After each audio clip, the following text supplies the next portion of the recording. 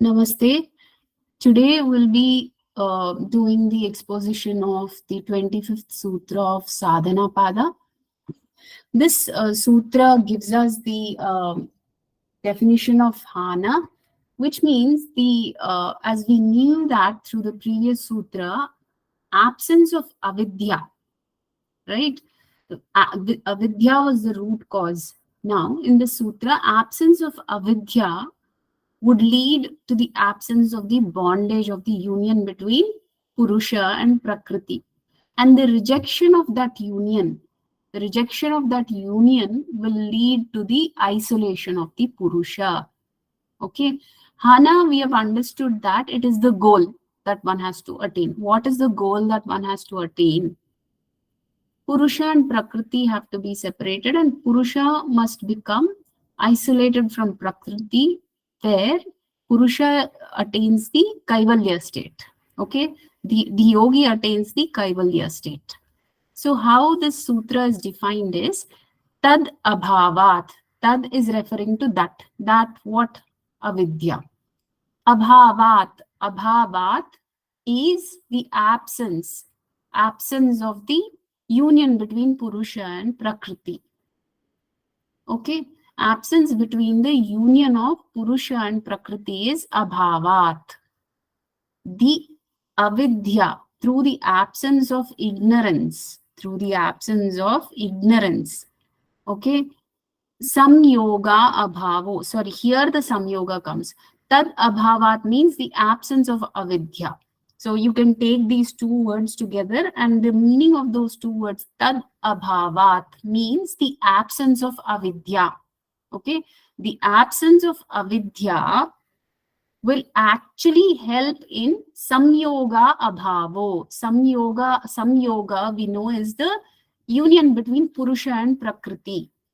Abhavaha, samyoga abhavaha. Abhavaha is the absence of that union. Samyoga is union. Abhava of samyoga is the negation of the union, which is absence of the union. Why are we looking for the absence of the union? Because we want to seize that bondage which is affecting the Purusha. Hanam. Hanam means avoidance or losing off or rejecting that cause of pain. Okay. Tad is that. Drishehi. Drishehi is of that witnessing conscious. What is that? Drishe means the Purusha who's witnessing all this. Right? So the Purusha, upon the samyoga abhavo, upon the absence of the union between Purusha and Prakriti, when there is that absence, it leads to the Kaivalyam state. Okay? It leads to the isolation of the Purusha, which is nothing but the liberation. Okay. So how we have to understand this? By the disappearance of all the avidya that is in the person, there is the absence of the union between Purusha and Prakriti.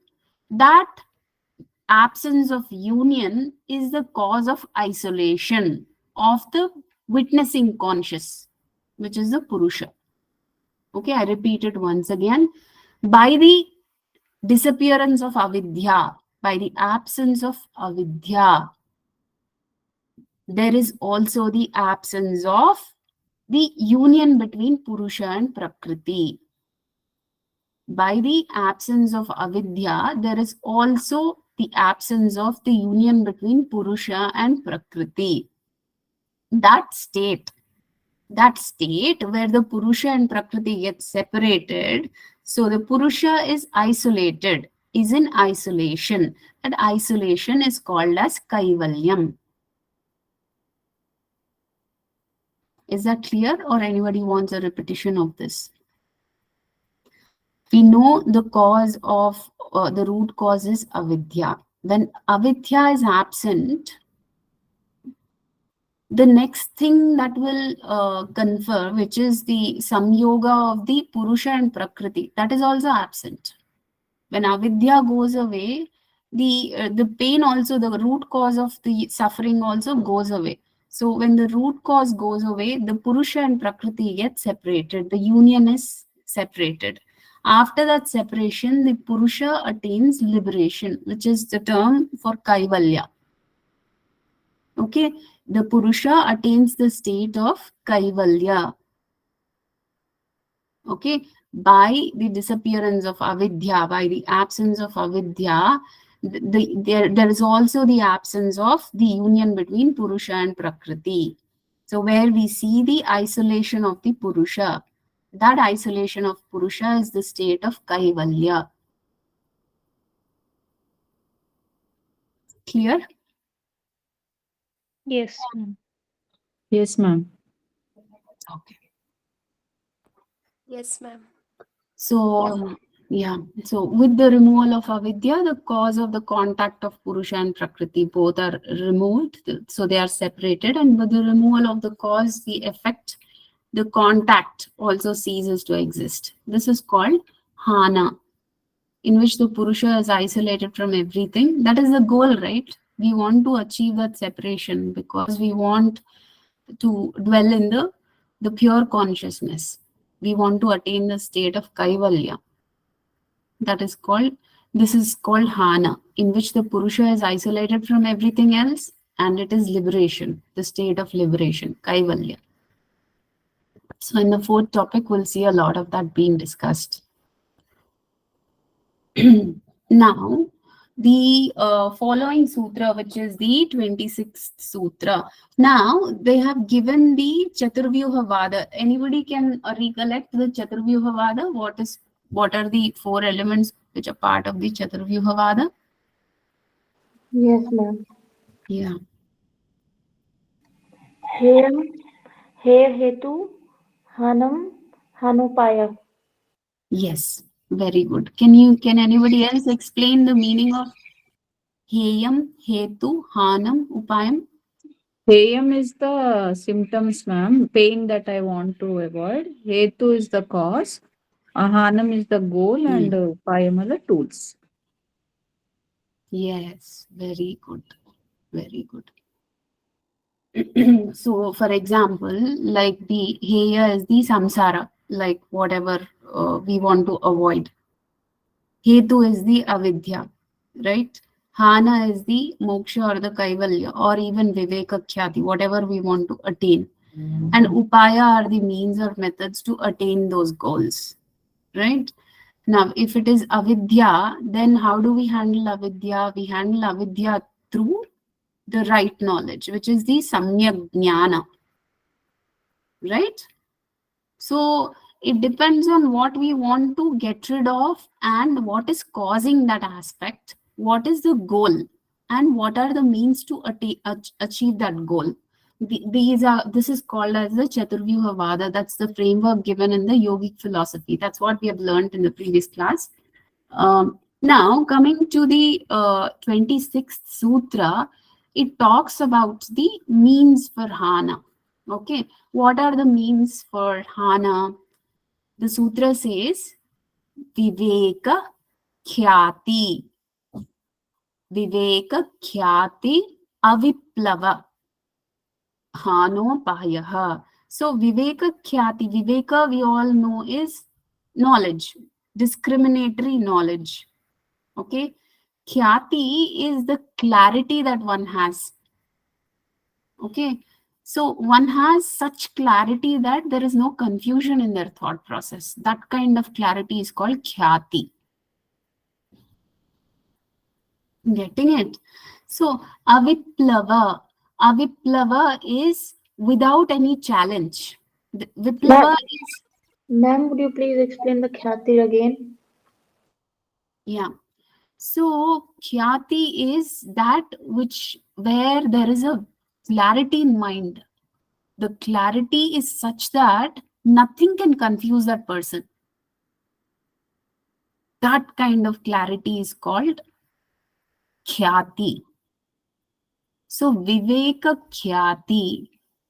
The clarity of the wisdom is such that no other knowledge can confuse this person. That kind of knowledge is called Viveka Khyati. Okay, ma'am. Yeah.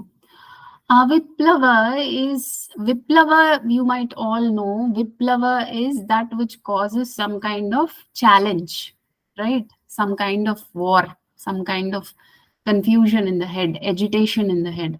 Aviplava is without any of those aspects, like without having the agitation, not being challenged by any other contradictory proof.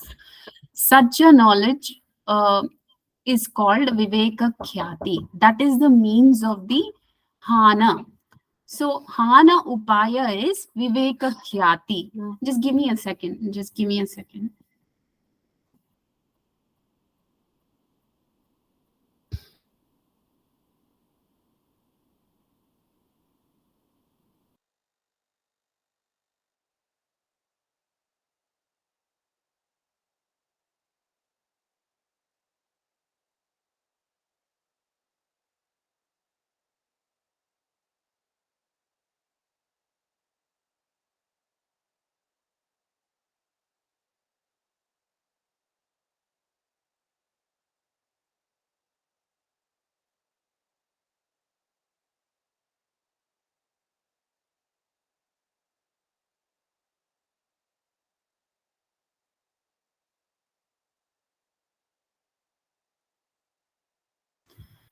Yeah, I'm sorry about that.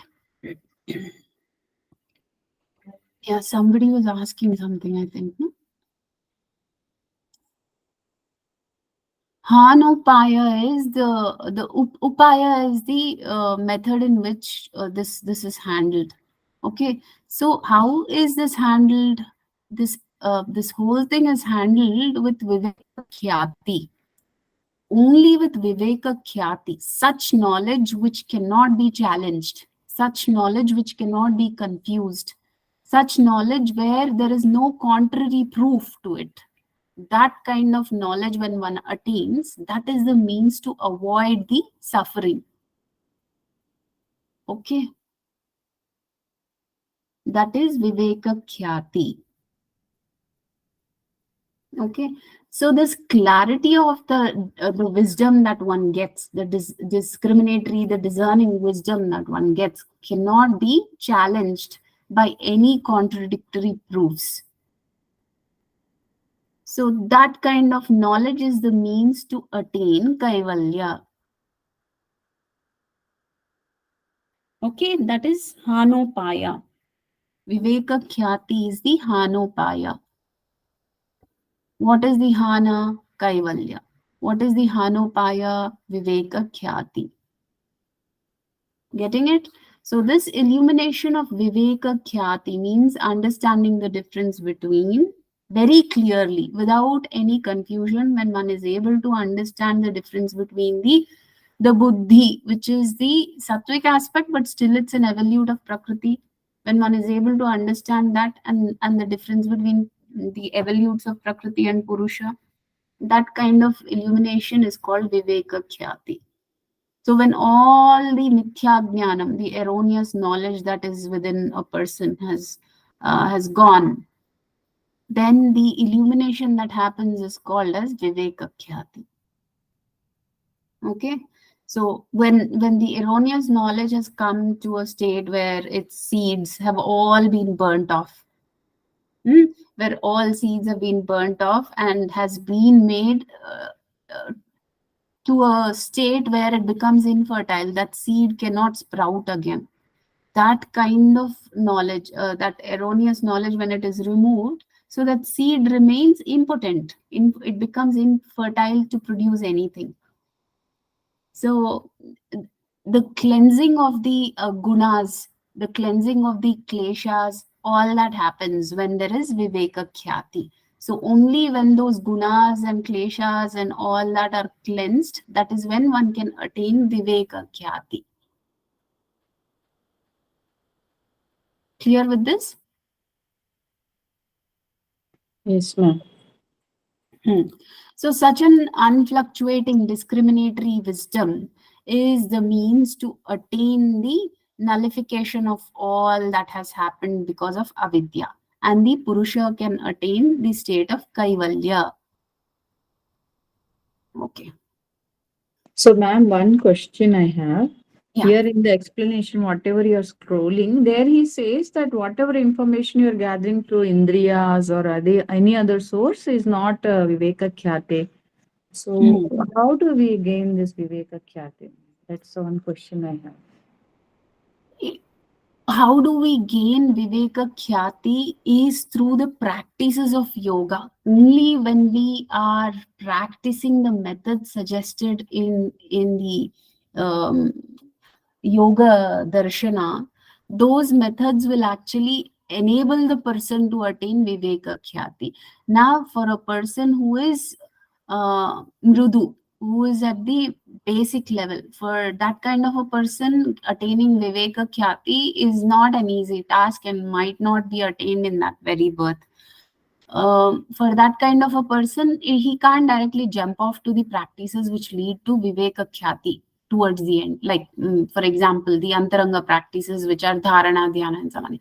For such a person, he still has to work on his yamas, niyamas, then become steady with asana, and then also make himself more, I can say, stronger for the subtler practices with pratyahara, dharana, and then he can go into dhyana and then samadhi. When he enters into samadhi, also in the first chapter, we have seen there are several stages of samadhi also. Samadhi doesn't come just like that in one step. Getting it? So now, how is one able to attain Viveka Khyati is through pacing the way all the way up to the Samadhi, Asampragnata Samadhi, from Yama and Niyama. Yeah. So this is for a novice, like who does not understand anything about yoga, has just started. He has to practice Yamas and Niyamas. Then go to the other aspects like asana, pranayama, and then for the people who have become a little good in the Ashta Angas, like especially the Bahiranga practices, for the Mrudu Madhya type, okay, that person can take up the practices of Kriya Yoga, which is Tapas Swadhyaya Ishwara Pranidhana, okay, and understand about kleshas and get rid of the kleshas. Then for the one who is Adhimatra, he can work on the Abhyasa and Vairagya part. And he can understand the, start practicing the stages of Sampragnata Samadhi, which are Savitarka, Savichara, Sananda, Sahasmita. And then after all those stages, he can go into the Asampragnata Samadhi. Though it sounds very simple, all these steps, tuck, tuck, tuck, tuck, we have come. But it's like it takes many, many lives for a person to... Sorry to disturb you, ma'am. I missed. For Madhya, you said Kriya Yoga. For Adhimatra, you said Abhyasa Vairagya. And for Mrudu, it is the first 5 steps, ma'am. Yeah, you can think the first 5 steps. Yes, they're called as the Bahiranga practices.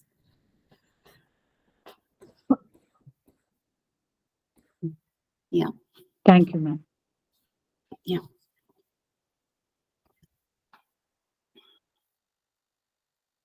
Okay.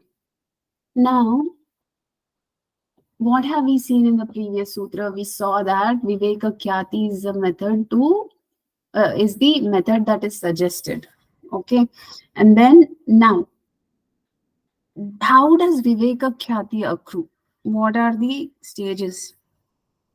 Now, those stages are not clearly defined in the sutra, but there are commentaries which talk about this. I read through a few commentaries. To sum it up, I'll try to make some points. We'll see how much you're able to get out of it. But the sutra just gives Tasya Saptadha Pranta Bhumihi Prajna. So, Tasya is of it. Of what? Of such a realization which comes through Viveka Khyati. Okay? Of such a realization which comes through Viveka Khyati. Saptada is having 7 folds or divisions. Pranta Bhumihi. Pranta Bhumihi is the ultimate level or the ground. Okay? Where these 7 steps culminate to. And prajna is the wisdom. So I'll repeat it once again. Tasya is the is related to the realization when one gets Viveka Khyati. Okay, when one gets Viveka Khyati, he's able to realize the Purusha. Saptada Pranta Bhumi. Saptada is will have sevenfold stages or sevenfold grounds or levels. What are those levels are not described in the sutra. It is just given in the commentary. But there are seven folds or seven divisions of this kind of knowledge. Like these are the indicators that this person has gotten Viveka Khyati. Okay, getting it? So the sutra would explain the kind of wisdom and the grandeur of the knowledge of Viveka Khyati. When one gets Viveka Khyati, what are the aspects that one gets illuminated about? Okay, what are the aspects that one gets enlightened or illuminated about? Those aspects are given as Sapta Bhumi. Okay, Saptada Pranta Bhumi. So Saptada Pranta Bhumi is seven-folded levels, seven-folded levels or grounds of wisdom. So now the sutra talks about the conclusion of Viveka Khyati. When one gets What's the meaning of Pranta Pranta Bhumi is the level or the ground one attains when one gets Viveka Khyati. So these occur in at seven levels. Like each level is seen with a different kind of. It is all towards realizing Purusha, but to realize that Purusha, when one is going through that process of realizing Purusha, the sevenfold wisdom that one is able to see, those seven folds are described here. What are those seven folds is, I'll just tell you in a minute. Before that, I will explain about this. You got it? So that they'll be seeing different kinds of, it is all about the same realization of Purusha, but they'll be seeing different aspects. Now, for example, you're looking at a house, right? You want to climb to the top of the house. Okay, you're viewing the house from one angle, right? You're viewing the house from one angle. You're starting from the east. You start to see the house from the east. So you can figure out that, oh, I can take to the terrace from this way also. You go to the north, then you find some other way to go to the top of the house. Okay, then you go to the west. Again, you find some other way to get to the top of that house. Then you come to the south. Again, you find another way to get to the top of the house. There are four different ways.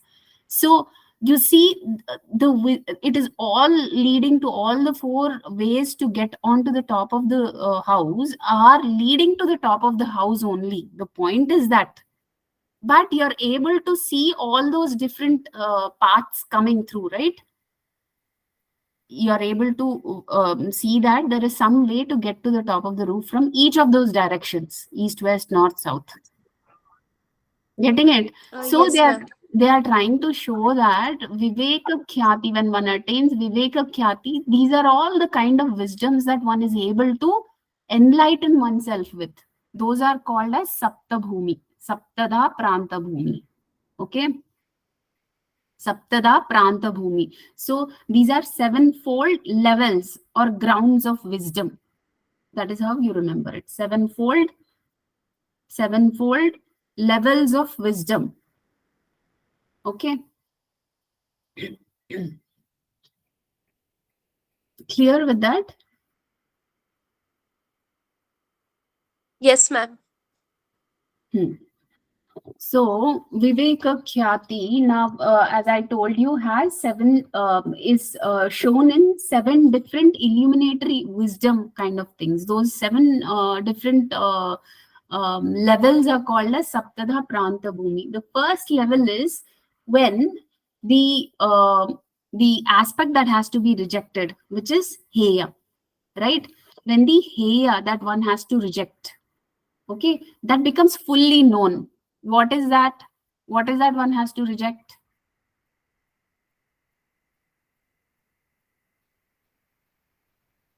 Anything that is causing pain, right? Suffering.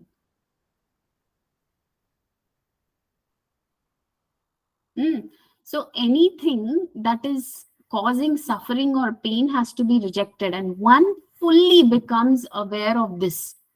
The rejectable or the heya has become fully known to this person. Okay, that which has to be rejected has become fully known. There is nothing left for this person for knowing anything more than that. He now knows that it is this aspect and there's nothing more to it. This is what I need to reject. This is the thing that I want to completely eliminate. There's nothing more to know beyond that. So that is one level. Okay, that is the first level. He has understood that which has to be avoided, and he has fully known about that. There's nothing more to know about it. Getting it?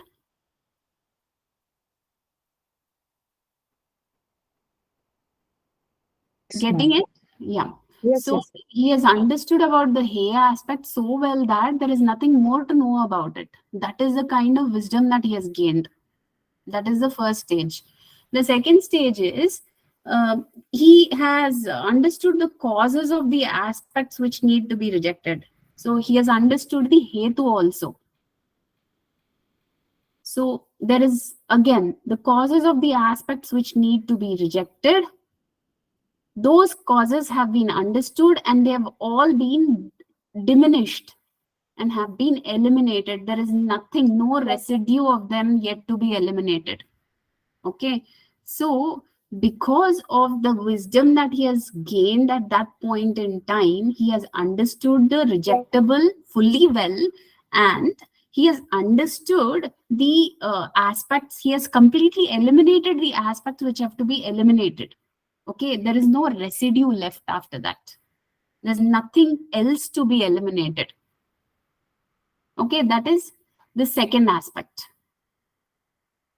The third aspect is the goal, which is he has to attain the state of kaivalya, and he has fully attained the state of kaivalya that has been realized. So you see, all the goals are being met, right? He is able to reject the causes of suffering or pain. He's become fully aware of them. He has eliminated all the causes of suffering. He has reached the state of kaivalya. That state of kaivalya is realized in the third state, which is nothing but the asamprajnata samadhi state.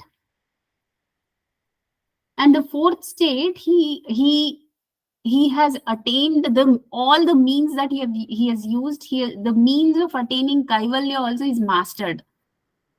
All the means of attaining kaivalya, he has mastered. There's nothing more to know in the means also. Okay, so here the discriminatory wisdom that has been cultivated fully. There is nothing more to that discriminatory wisdom, meaning he has gotten the highest state of viveka khyati. There's nothing more, nothing beyond that.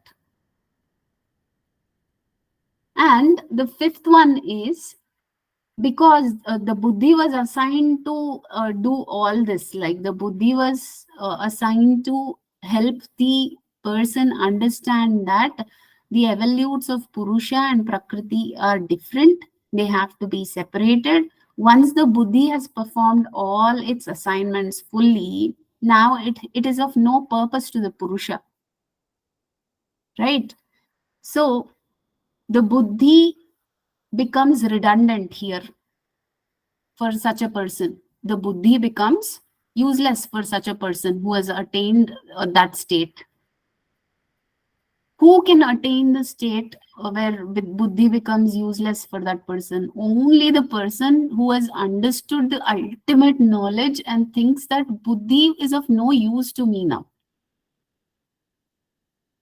Only such a person will be able to make the buddhi redundant. Otherwise, anybody else would take the help of buddhi only for anything.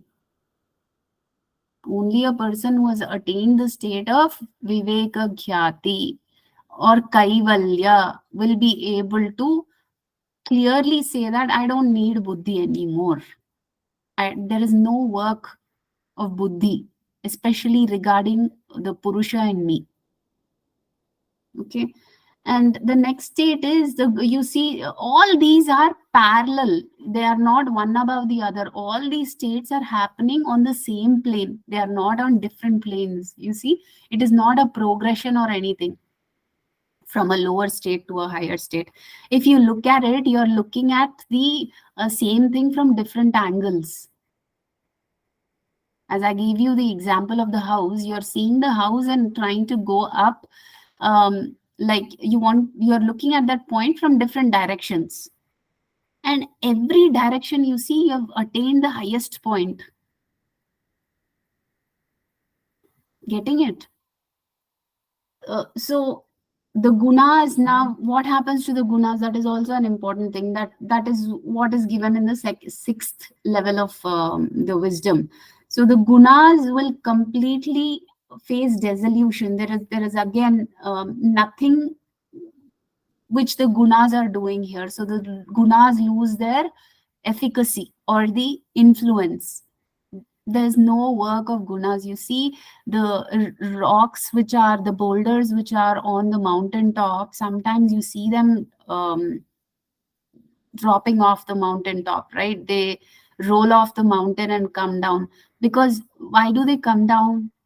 Because they have nothing, no support to hold them, right? Just like that, the gunas, when they are not being used, when their influence is no longer being used or taken, they drop off like that. Okay, just like rocks which are falling off a mountain, they roll down because there's no support. Similarly, gunas face a dissolution into their cause, so they just drop off for a person who has this viveka khyati. And the last stage, which is the seventh stage that is shown for the sign as a sign of enlightenment, is the Purusha would transcend all the relationships with the gunas. Now, Purusha is in the Kevala state. Kevala means what? He is not tied with anything. The Purusha is now in a state of isolation, complete isolation, which is called as Kevali. Okay, Kevalin. Okay, Kevalin means Kevala means what? Only, right? The word Kevala means only, that particular aspect. Kevalin means the one who experiences that isolation. Now, who experiences the isolation? Purusha experiences the isolation because the Purusha got separated from all the aspects of Prakriti. This is also observed as the stages of enlightenment. Okay. Clear? Ma'am, I missed the fourth and fifth one due to network error. Would you please explain it again? Yeah. The fourth one is the means of attaining Kaivalya. The means of attaining Kaivalya is Hanupaya, no? What is the means of attaining Kaivalya? Viveka Khyati. So this stage of Viveka Khyati has completely been achieved. There's nothing more to achieve. Okay, the Purusha has attained Kaivalya, where he's attained the Sampragnata Samadhi, he has attained Viveka Khyati, the gunas have dropped off, the buddhi has lost its, it has no role to play in such a Purusha, and the Purusha is in the state of isolation. Kevalin, the Purusha is now called Kevalin. Okay. So the fourth one was about Hanopaya, where the discriminatory wisdom is fully cultivated and there's nothing more to that. Like we always see, right, in something that we do, there is always a scope of improvement, right? But here you see, when a person is in the state of Viveka Khyati, there is nothing more to improve. He has attained such a state where it is completely flawless. Okay, so that aspect of being flawless because of the wisdom that the person has accrued is shown in different ways. Like he's in a state of Kaivalya, where he's called as a Kevalin, the gunas have all dissolved into their causes. The buddhi has completely lost its completed its assignment, and it's of no use now. It's become redundant for such a person, and he has attained the highest state of viveka khyati, and the state of kaivalya has been realized. All the causes which are causing the pain have been rejected, and whatever has to be eliminated has all been eliminated. Like the kleshas have gone, the karmas have gone, the vrittis are gone, every nonsense is gone. And then the rejectable, that is the pain itself, that is the first step. That was the first thing that one has observed in the state of an enlightened person. What was that? The rejectable, the one that has to be avoided, is fully known to that person. This is what I have to avoid. He knows fully about it. That was the first one. Can any of you repeat these 7 very quickly? I just want to see whether I made my points clearly.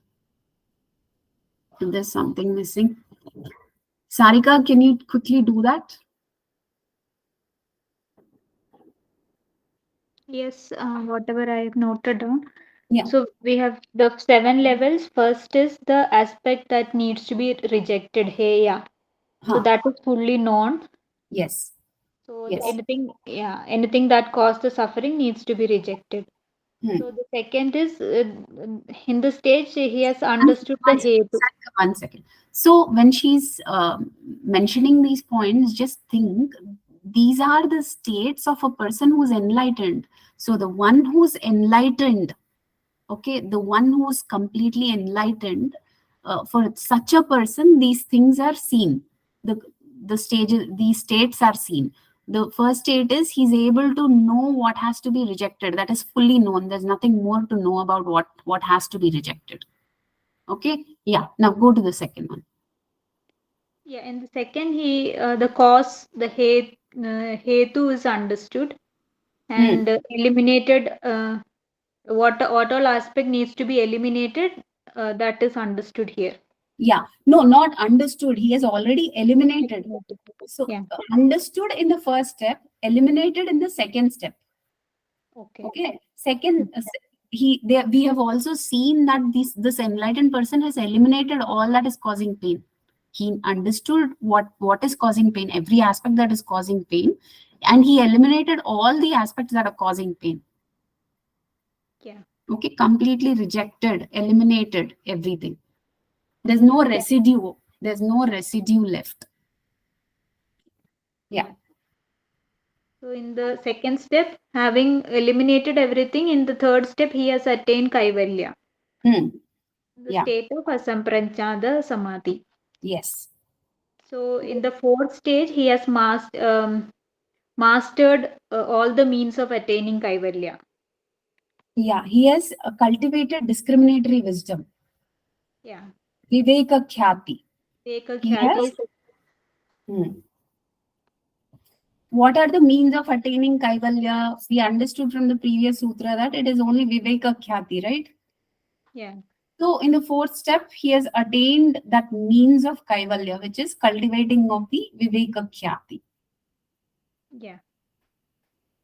So Yeah. in the fifth step, buddhi is redundant for the person because he is already in the kaivalya state. So there is no work of buddhi in this stage. Good. Yeah. So in the sixth stage, the gunas will be completely dissolved. They lose their influence on the person. Good. And in seventh, the Purusha will transcend all relationship with the guna. He is in the state called Kevalin, one who is Yes. experiencing isolation. Yes. Excellent. Yes, you got it. Anybody who has not understood these 7 steps, this is Yes, not now only I joined, but I couldn't understand. Sorry, what was that? Now only I joined. I don't know what is that. It will take a long time. Okay. You continue after I watch. Yeah, please watch the recording, Madhura. Okay. Yeah. This Thank is you. a concept that I've been teaching for the past 15 minutes, I think, or even more. Okay. Yeah. So these are the 7 steps. seven, you can think as the signs of an enlightened person. More than stages, I can call them as signs of an enlightened person, isn't it? Isn't the word sign of an enlightened person? There are 7 signs that we see, and the 7 signs are these 7 things that we have understood just now. Okay. Yes, ma'am. Science makes better. Yeah, better sense, right? Sometimes the translation is also quite difficult to connect with. Only when we put things in a perspective and we try to understand it in our own way, then we can make sense of the sutra. Otherwise, it will kind of give some weird meaning which we won't be able to make sense of. Now, are those progressing steps? No, they are not progressing steps, right?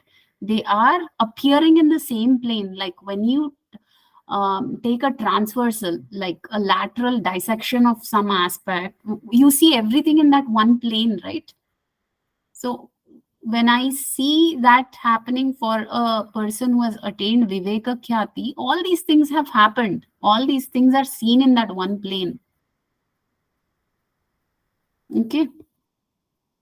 Yeah. So the 28th sutra is the sutra which talks about the yoganga, the necessary practices which kind of lead to this Viveka Khyati. So all these ashuddhis have to be destroyed for the Viveka Khyati to accrue. Now, what are those? They've listed it here. And in the following sutras also you see more detail of the yama, niyamas and the ashtanga, all that. So this sutra talks about the actual practices, how to attain, reach the Viveka Khyati. Now, as I told Rajeshwari ji, I think you asked this question about how is this possible, right? How is this possible? Yes, ma'am. Yes, Yeah. ma'am. So this chapter is called Sadhana Pada. Sadhana Pada is basically for people who are not very adept in yoga. Okay, they are yet to begin or have just begun their journey in yoga. For such people, the practices are different. Here you see, starting from the sutra, they've suggested for people who are like mrudu, like basic, just joined, who are not very firm in their practices and all that, for such people. So what are those practices? Yoganga Anushtanad. So yoga anga, we know that yoga anga means parts of yoga or steps of yoga, or you can think of constituents of yoga. Anushtanad. Anushtanad is the word which means the observance. Anushtanad means the observance. Through the observance of these steps. Of which steps? The steps that they would mention in the next sutra. Yoganganushthanad. Once we start practicing these steps of yoga, the angas of yoga, ashuddhi kshaye. That will help in eliminating the impurities. Ashuddhi is impurity. Kshaye is elimination. Okay. Those steps of yoga, when practiced or when followed, will help in the elimination of impurities. What happens when the impurities are eliminated? The illuminatory or the wisdom that has to accrue will come upon to the person. Jnana Deepti. Jnana Deepti is the knowledge. The knowledge kindles upon that person. Okay, when the impurities are removed, slowly the knowledge starts shining on that person. He will be able to understand what is samyak jnana, the right knowledge. He will be able to pace his way towards the Viveka Khyati aspect. Jnana Deepti, is up to. Up to what point? When his illumination starts kindling, when the knowledge starts kindling, it just started. He just started understanding about the knowledge, about this kind of wisdom. It can't stop there. It has to continue. Is meant for that. Okay.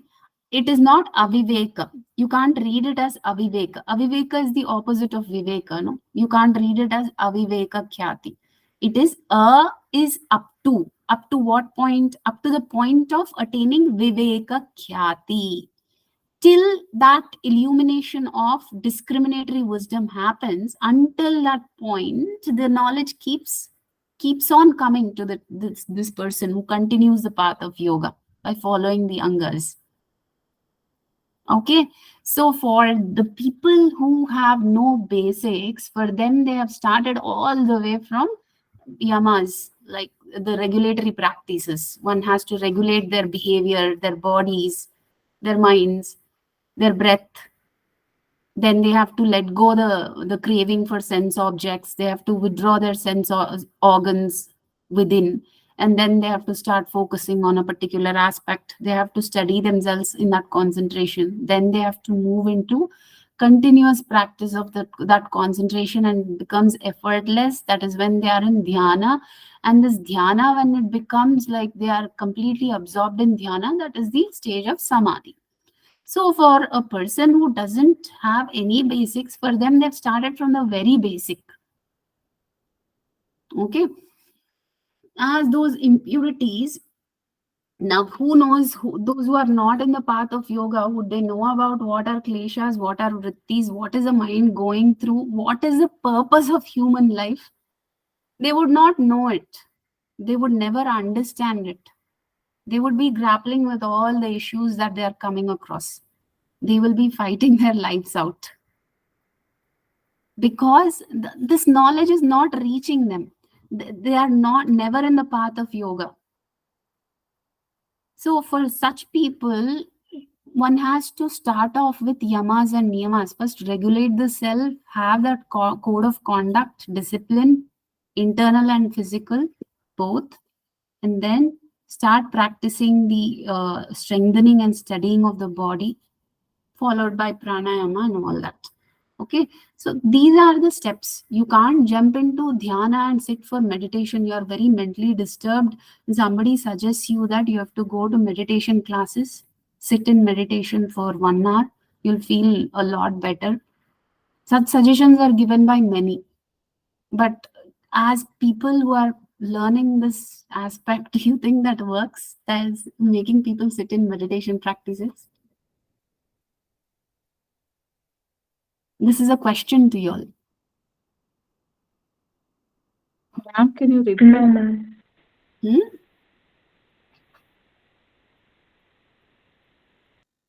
I couldn't understand what you said. My question No, ma'am. is... I don't think that will work. No, I didn't understand your answer. Repeat that once again. Ma'am, I said I don't think that it will work. It won't work. Yeah, it won't work. Because Yeah, there will be a lot of random thoughts coming in their head. There will be some kind of disturbance coming up again and again.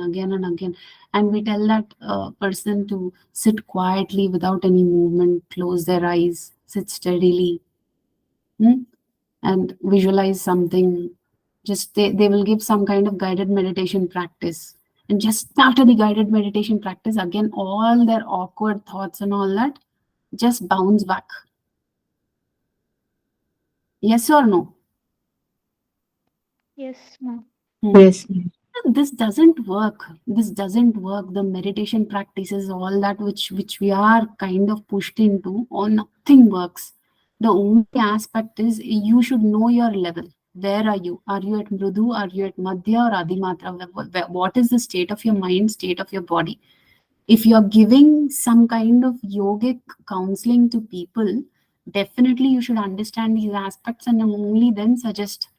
First, we should do it ourselves, and then only we can suggest others, because this is an experiential area. Unless we have the experiences, we'll not be able to suggest people. That is another big thing.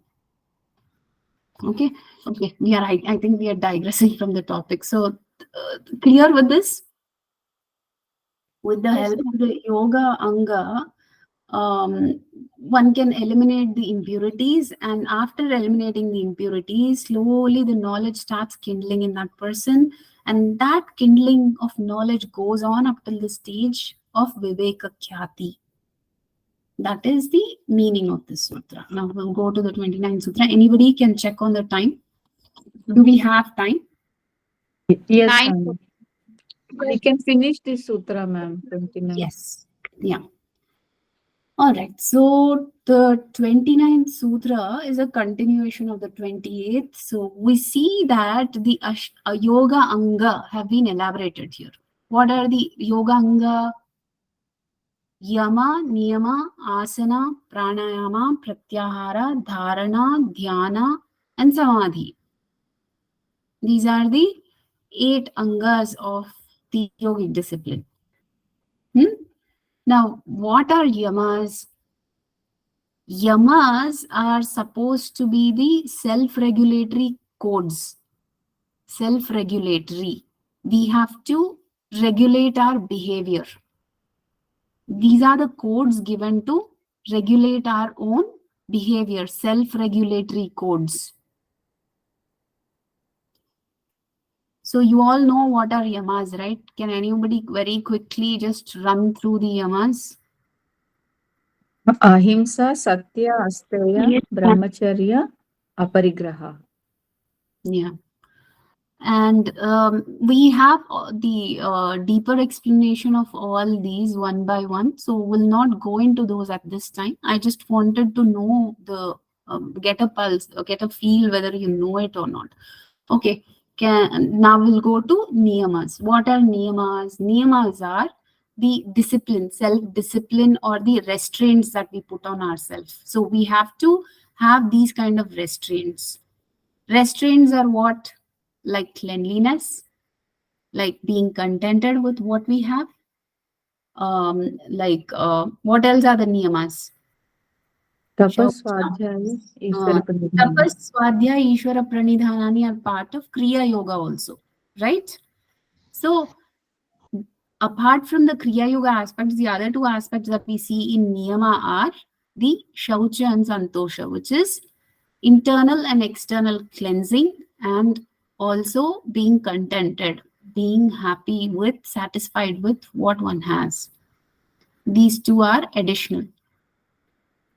These are restraints or disciplines that we impose on our own self. Once we start following these point blank, like we are 100% following it, there's a lot of change that one sees in one's own self. Then coming to the next component or constituent of the yoga, it is asana. Asana, as we all know, are postures. Postures are what? The physical postures. Okay, which enable the body to become more conducive for the higher practices. Why is asana done? It is not done to make the body look good or to lose weight. Okay, many people practice asanas just for these aspects, making their body look good or for losing weight. Okay, that is actually done by people who don't understand why asana is done, basically. Okay, asana is done for enabling the body for higher practices.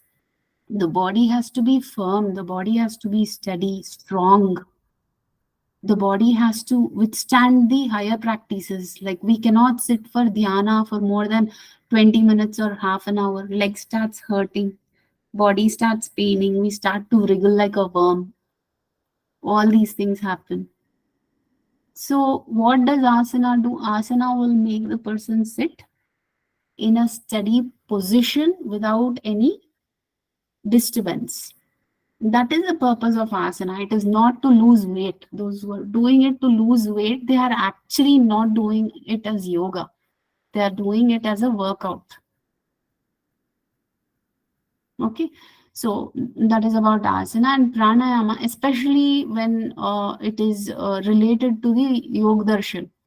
Patanjali Yoga Sutras, you have only 2 sutras related to asana, and one sutra gives the definition of asana. What is it? Sthiram Dukham Asanam. That is the only thing. He didn't say do any contorted posture, do this workout, that workout. Hatha Yoga explains about all that. But again, the objective of asanas in Hatha Yoga also is never to lose weight or to do anything else apart from attaining the states of Raja Yoga. Right. So when you're explaining this to people, or when you have your group sessions, or you're teaching somebody, make this point very, very clear. I see a lot of trainers forgetting this aspect. Like, they don't make it clear, and people become so ambitious to lose weight that they come to the yoga classes only for that, which is like really bad. Really bad. You should discourage this and tell them the right way of looking at asana. Though people might be on the heavier side, but the goal should be to make the body agile, to make the body flexible, so that they are able to sit in the meditation states for a longer time. Yeah. So pranayama is the aspect, is the practice where one learns to expand the breath. When one is able to hold the breath for a longer time, it is called as expansion of the breath, be it the inhalation or the exhalation or the retention aspect. So when one is able to expand the breath, that practice is called as pranayama. Then pratyahara is the withdrawal of the senses. Why is withdrawal of the senses so important? This is like a bridge between the bahiranga and the antaranga practices. Yama, niyama, asana and pranayama are called as the external practices for the body. And the dharana, dhyana and samadhi are called as the antaranga practices, which are for the inner self, the mind. Okay, the internal practices, antaranga yoga. The bridge between the bahiranga and the antaranga practices is pratyahara, where one has to kind of withdraw all the outward going senses so that they can sit steadily in the antaranga practices. Like, what are the senses that go outward, that collect information from the external world, are jnanendriyas, right? So here withdrawal is applicable to the jnanendriyas, the withdrawal of the jnanendriyas. One has to learn the withdrawal of jnanendriyas so that they don't get disturbed or tempted by what is happening outside. Then dharana. What is dharana? Only when one has mastered pratyahara, has learned how to withdraw the senses, be steady in the internal aspect, they are able to disconnect themselves from the outer world. And if they are trying to concentrate on one particular aspect, maintain their focus on one particular aspect. So why did they first withdraw their senses? Is to be able to focus only on one thing. If they keep their sense organs wide open, those are like the gateways which will allow all kind of information to flow in. That's why they first learn to withdraw their senses. Once they've closed all the gates, then they know they only want one object. They only want one object as their point of concentration. That aspect is called as dharana. Okay, and when that dharana, that concentration becomes deeper, it becomes continuous, and they are able to concentrate on that one aspect without any difficulty for long periods. That leads to dhyana.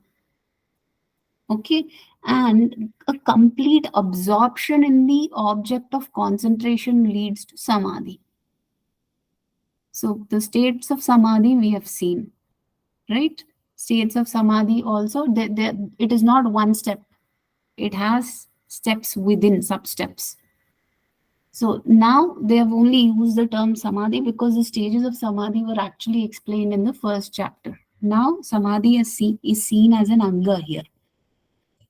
These 8 aspects are called Ashta Angani, the 8 limbs or 8 constituents of yoga. Is this clear? Yes, ma'am. Yeah. Yes, ma'am. Yes, ma'am. So who would like to summarize? Wait, let me just pick up. Yeah, Rajeshwari ji, can you quickly sum up the first sutra that we did today? All the sutras, ma'am. No, the first one, Okay. 25th. So, yes, ma'am. So the 25th is tad abhava samyoga abhavo anam tadrishe kaivalyam. That's the sutra. So here is saying absence of avidya will lead to the absence of union between Purusha and Prakriti. And that will help for the Purusha's isolation or kaivalyam. Good, good. Thank you, ma'am. Sarika, can you explain the next one?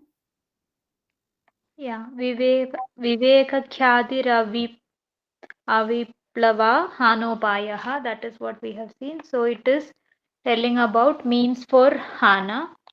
So Viveka Khyati is the knowledge. So discriminatory knowledge. And Khyati is the clarity in the thought. So Aviplava means without any challenge. So here Viveka Khyati is the means of avoidance of avidya or suffering. Yes. Clarity of discriminating wisdom. It cannot be challenged by any proof. So that clarity they get with the Viveka Khyati, and with that avidya can be avoided. Yes, yes. Next one, Lipalika. Okay, ma'am. That 27, Tasya Saptadha Pranta Bhumihi Pragya.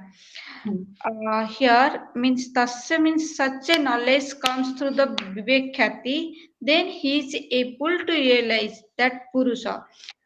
When one is got that Vivek Khyati means that discrimination knowledge, then he is able to get that sevenfold knowledge. That tasya saptada, seven folds of knowledge.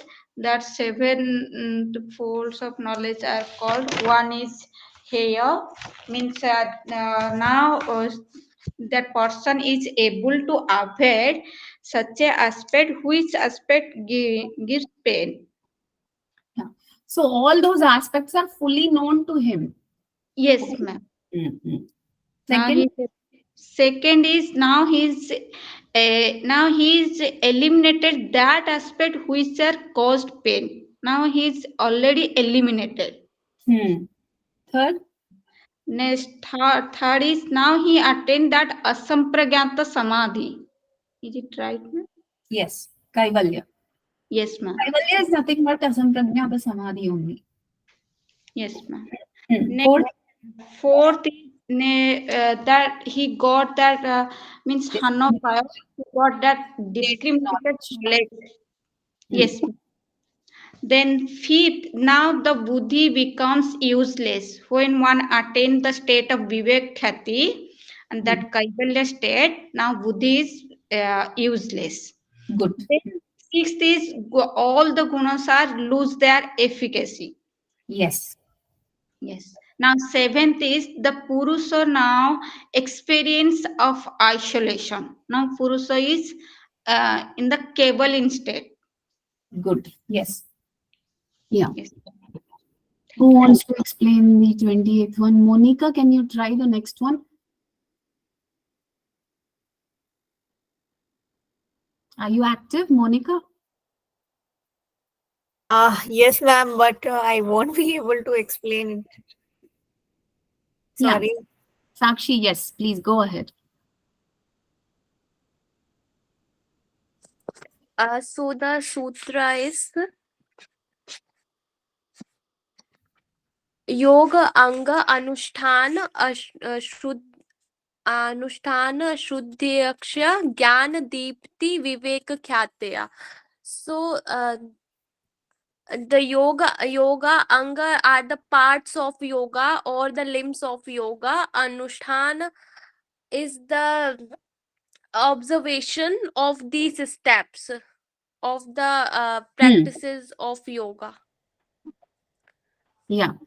And Ashuddhi is the impurities or the elimination of the impurities of the purities, distraction. Impurity. Ashuddhi kshaye. Yeah, Kshaye is removal. it, Yeah. Mm. it is the removal of the Mm. purities. Impurities. Impurities. Gyan Not. impurities, sorry. Mm. Mm. Yeah.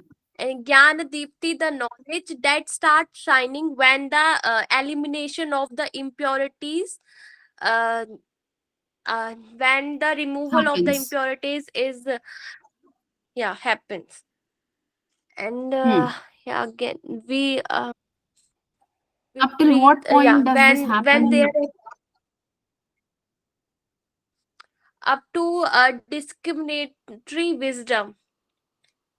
Yes, up to the point where the person attains discriminatory wisdom. Yeah, Okay. when the person has more knowledge, yeah, they start go Okay. to the then they start shining. Yeah. Can you sum the Ma'am, whole is it thing up? Like, right? yeah, it is right. What you have said about each word, the meanings are all right. Now put it in one single line where we'll be able to understand the sutra. When the person start practicing the yoga or the parts of yoga, then the impurities or the impurities are eliminated, and and his knowledge is shining. uh, then he is on the path of discriminatory knowledge. Fantastic. I appreciate that. Very well done. 29th, who wants to explain the 29th sutra? Volunteer, whoever is there. Can I try again, ma'am? Yes. Okay, the 29th Sutra speaks about the Ashta Angani. Those are the Yama, Niyama, Asana, Pranayama, Pratyahara, Dharana, Dhyana, Samadhayaha. So Yama is basically self-restraints, which are again 5 in number. This is to regulate our behavior, or these are the codes. Then Niyama are some fixed rules that have been given. Again, they are 5 in number. Then asana are the postures, and it is to develop physical endurance, and it is not about weight loss or anything. This helps us to sit for higher practices or to sit in dhyana. Pranayama is the like we are regulating the breath, basically expanding the breath, and pratyahara is a sense withdrawal, so that where the vairagya develops and we are able to focus more inwards. These are called as the Bahiranga. Then comes the Antaranga, Dharana, Dhyana, Samadhi. Dharana is a like complete concentration on one object. Dhyana is that you establish connection with it, and Samadhi is complete absorption into that object. Perfect. Thank you, ma'am. Was that clear to everybody? Yes. Okay. So should we end the class now? Yes. Okay. Yes, ma'am. Yeah. Sit straight for the closing prayer. Adopt Namaskara Mudra and gently close your eyes. Om Sarve Bhavantu Sukhinah Sarve Santu Niramayah Sarve Bhadrani Pashyantu Ma Kaschit Dukha Bhag Bhavet. Om Shanti Shanti Shanti.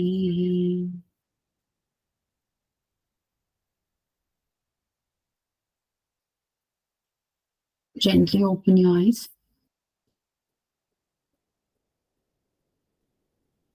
Thank you so much. Any doubts? Any? Thank you, ma'am. Thank you, ma'am. No doubts, right? I hope you're understanding the classes, especially the Ma'am, yoga. I want to go through that Samadhi thing, and yeah, sorry, ma'am. Sorry, go on.